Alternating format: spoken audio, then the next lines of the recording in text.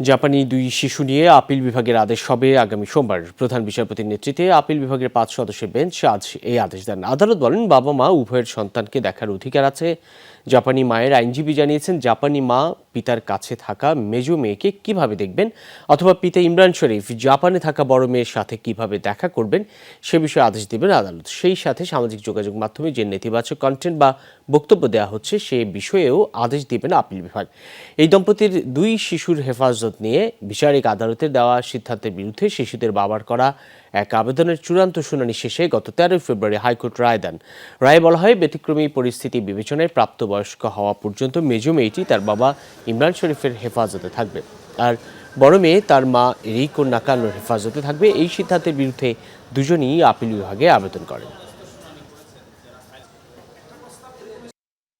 আদালত বলেছেন, তিনি যদি জাপান থেকে ছোট বাচ্চাকে নিয়ে বাংলাদেশে আসেন তাহলে বাবাকে সকল খরচ বহন করতে হবে, বাংলাদেশে থাকার মেনটেনেন্স বহন করতে হবে, যে কদিন বাংলাদেশে থাকবেন এটি বাবা বহন করবেন। আর আমরা যেটা বলেছি যে আমরাও তো ছোটো মেয়েকে দেখতে চাই, আমাদেরকে ছোটো মেয়েকে দেখার সুযোগ করে দিতে হবে। যেহেতু দুটো ভিন্ন দেশ, এই জন্য কী অ্যারেঞ্জমেন্টে এটা হতে পারে এই সংক্রান্ত আগামী ২২শে জুলাই আদালত আদেশ দিবেন।